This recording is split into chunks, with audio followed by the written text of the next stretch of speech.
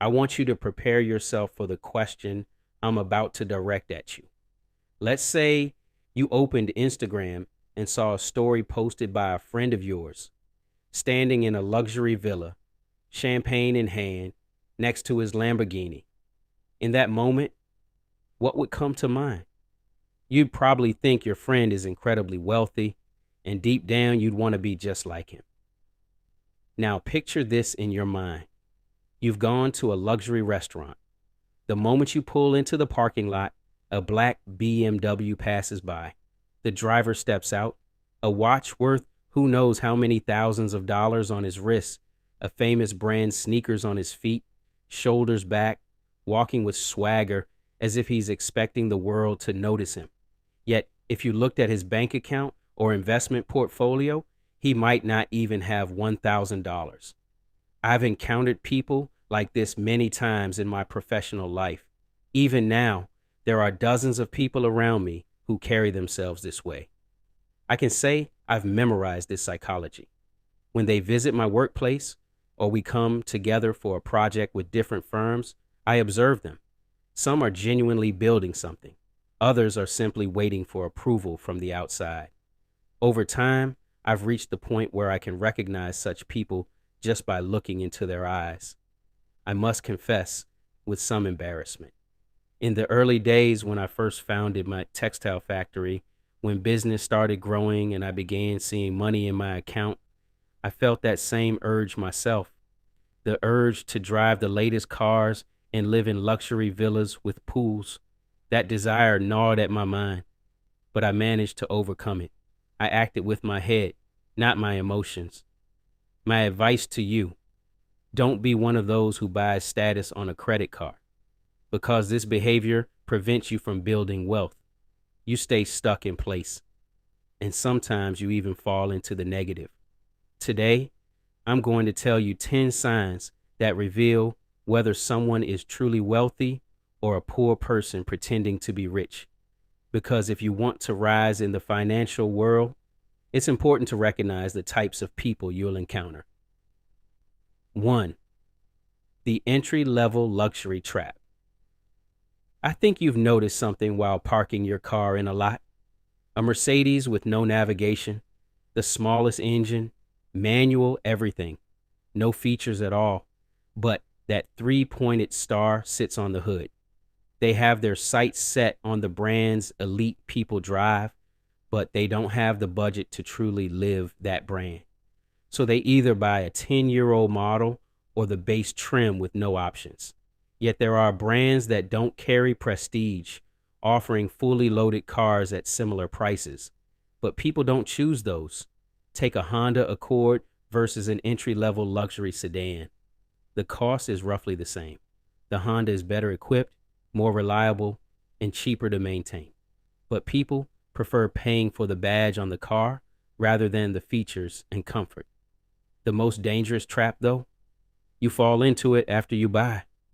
No regular fuel, it has to be premium. Insurance premiums are higher. When it breaks down, parts are more expensive and harder to find. The total cost of owning an entry-level luxury car is far heavier than owning a well-equipped ordinary brand. I witnessed this firsthand in the life of a supplier I bought raw materials from for my factory. Every time a new model came out, he'd order it brand new from the dealership the same day. He loved showing off. But during a crisis, he went bankrupt and shut his company down. I later learned his cash flow was terrible. He'd invested nothing in his business or portfolio, spending every penny he made on appearances. And so when the first crisis hit, he stumbled. Truly wealthy people spend only a small fraction of their wealth on raising their standard of living. If you earn $1 million a month, you can drive a $50,000 car. But someone earning $100,000 a month should not be driving a $50,000 car. Burn this into your mind. The poor think buying status makes them wealthy. The truly rich quietly build wealth, and most of the time, they don't even let it show. 2. Constantly talking about money. The type of person I'm about to describe exists in almost every social circle. no matter what you're talking about: sports, work, hobbies. There's always that one guy who steers the conversation back to money. You're out having dinner with friends, and he says, "If I were making that kind of money, I'd go to such and such places." The topic turns to vacation, and he's at it again, handing out advice. Whatever the subject, he never fails to offer his opinion. Yet, looking at his own life, there's no tangible success. He only knows how to give advice. Most tellingly, he always speaks in the future tense. If this business takes off, here's what'll happen. If I can find the money from somewhere, things will be like this. Why are you always talking about the future, especially when there's not a single concrete success story to show for it? People like this have no real achievement to talk about, so they satisfy themselves with empty words. They can't muster the discipline and willpower needed to actually accomplish something, so they drift in a fantasy world, constantly daydreaming about potential earnings. I've met many such people throughout my life. I've noticed whatever a person talks about most is exactly what they lack. If they're always talking about money, they don't have any. If they're arrogant, there's a small inferiority complex lurking underneath. In short, they're trying to fill an inner silence with outer noise. There's also a type who can't tell the difference between revenue and profit. They say, "We did $600,000 in business this month." But whether there's $60,000 in actual profit within that $600,000 is anyone's guess. A real business person doesn't look at their turnover. They look at what actually lands in their pocket.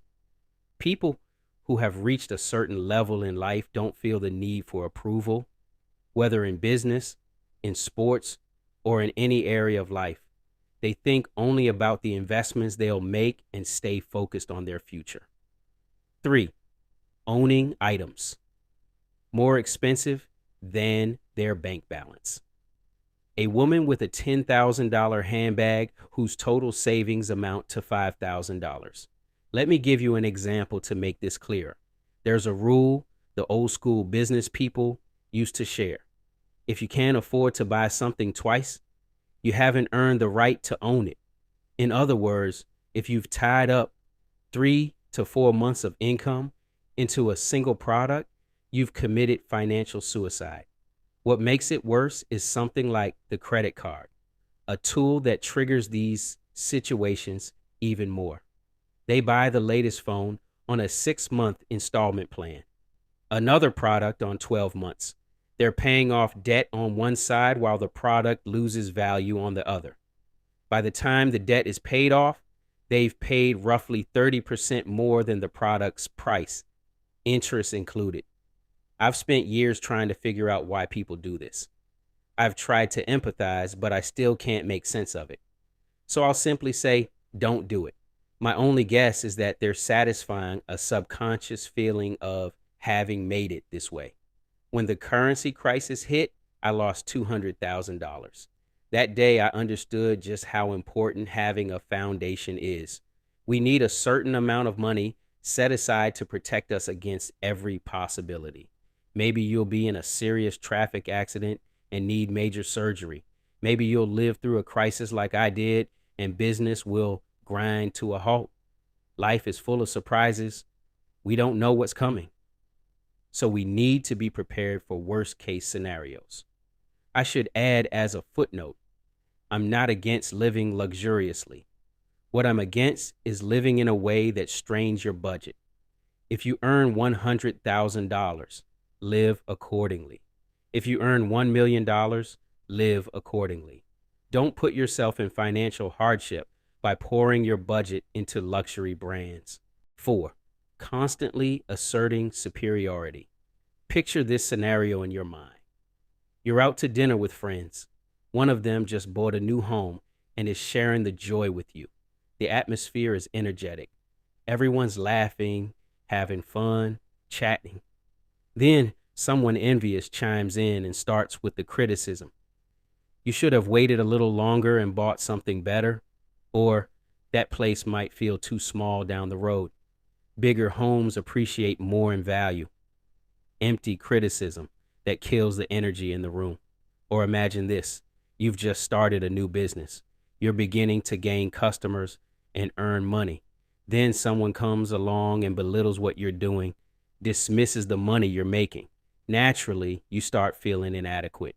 My advice: don't pay any attention to people like that.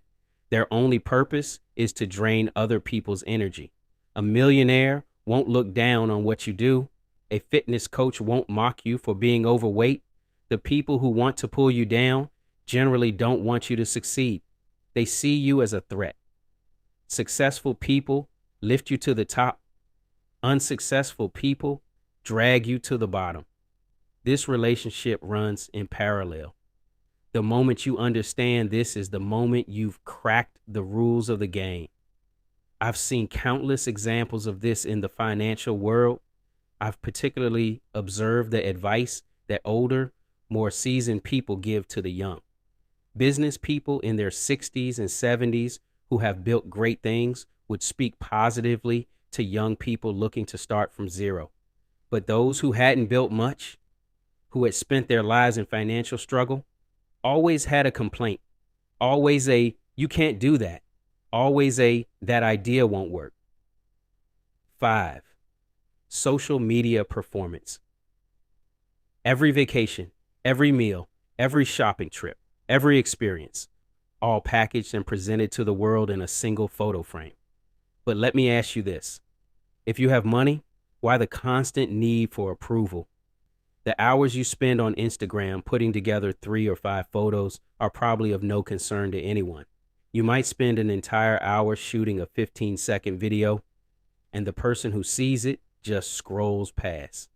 Why this dependence on external validation?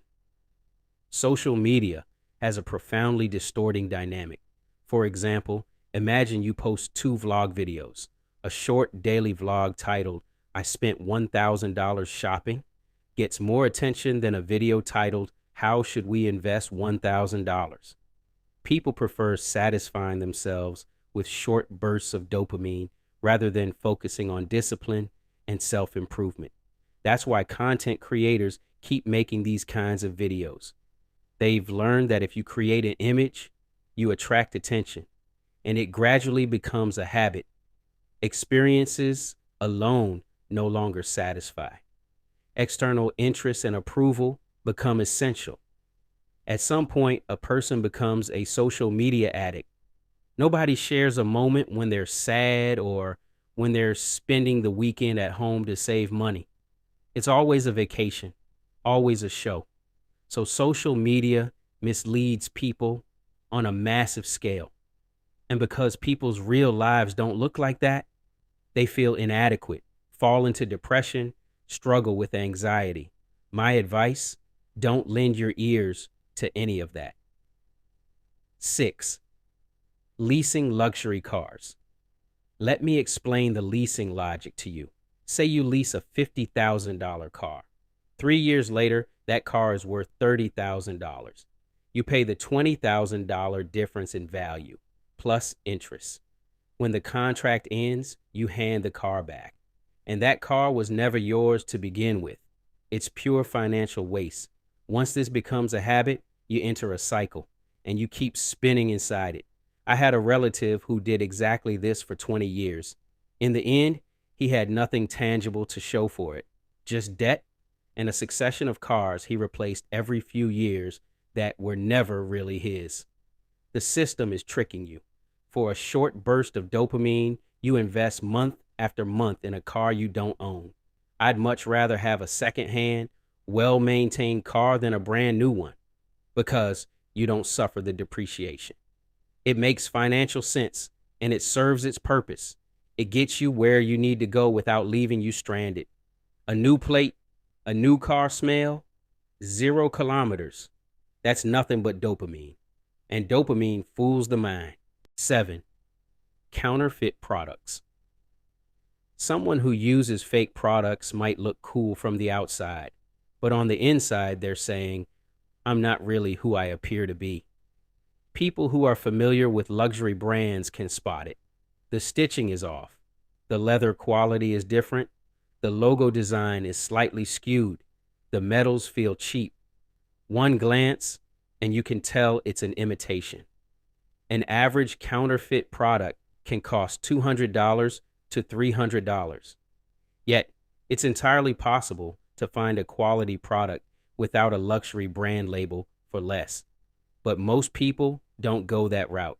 Most aren't thinking about price to performance ratio.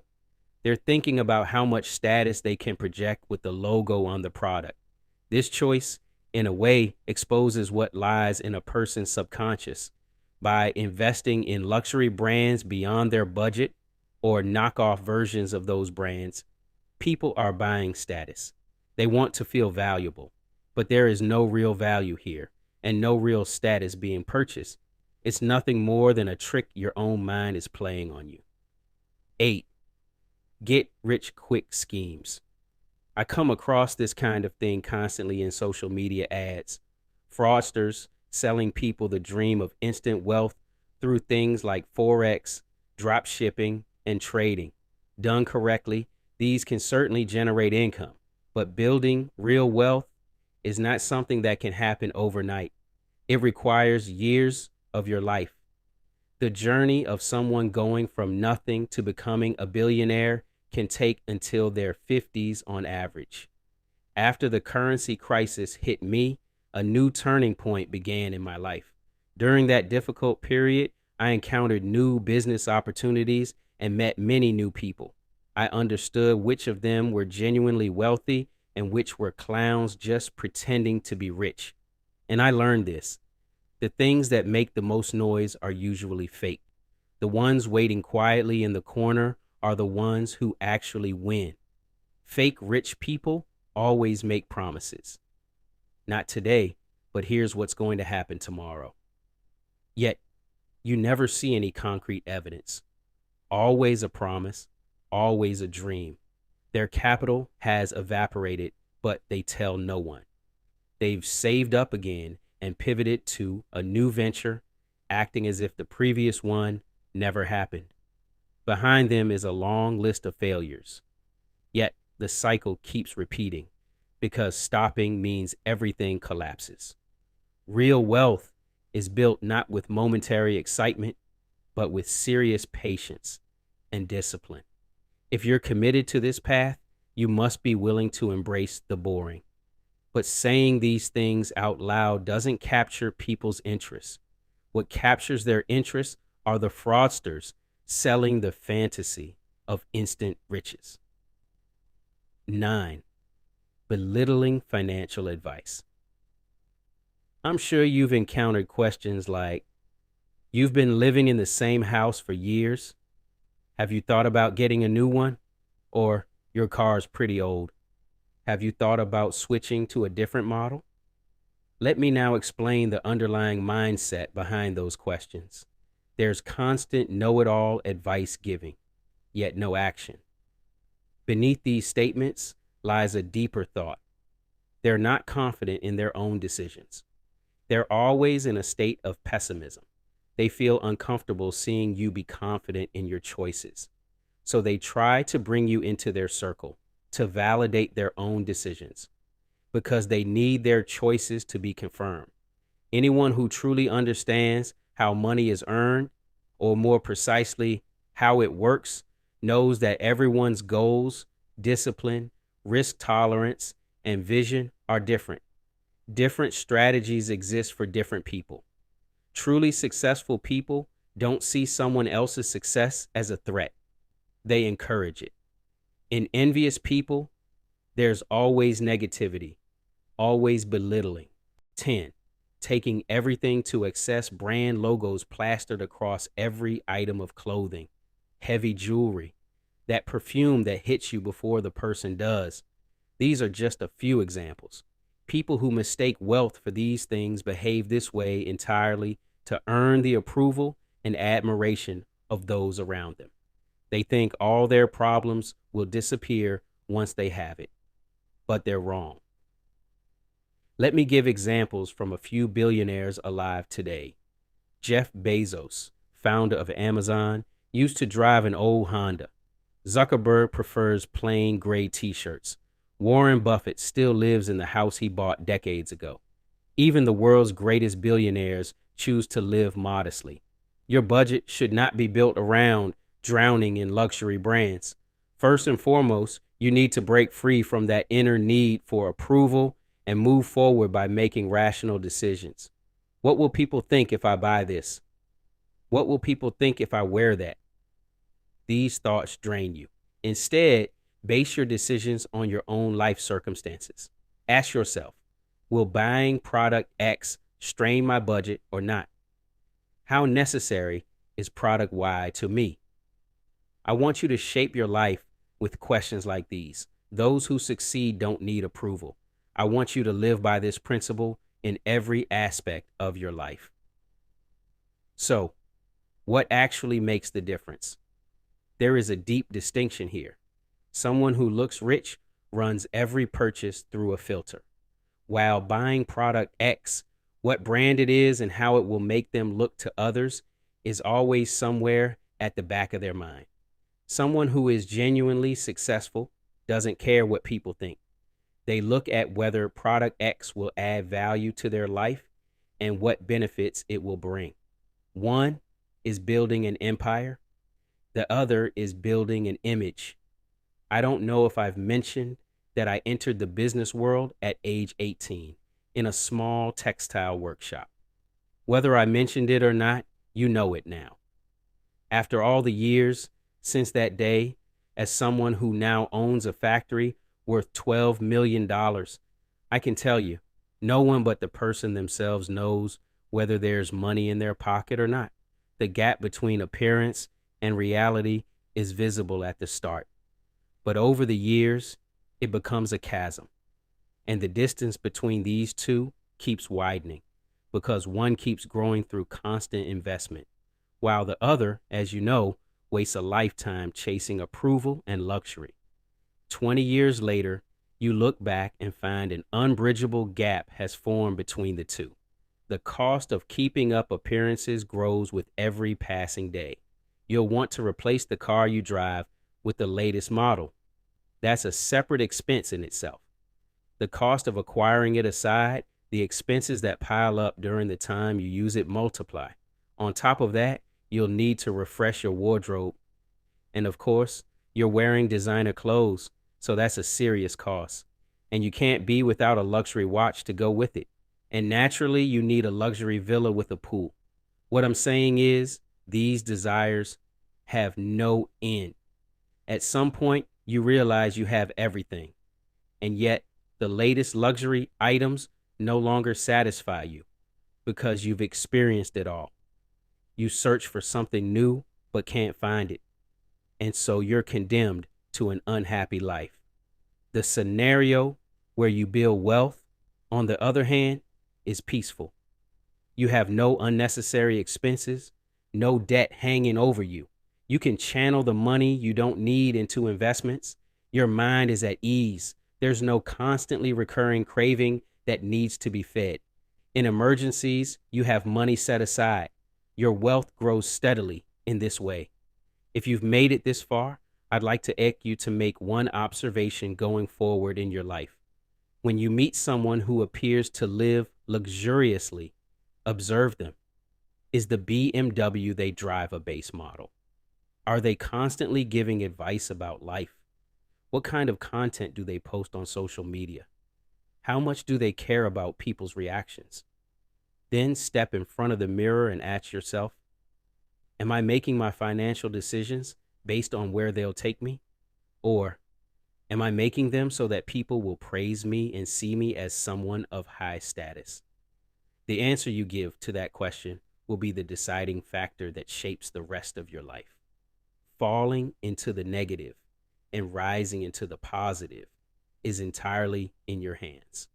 Choose wisely. What I've shared in this video is based solely on my personal experience in the financial world and does not constitute investment advice. When making financial decisions, please consult a financial professional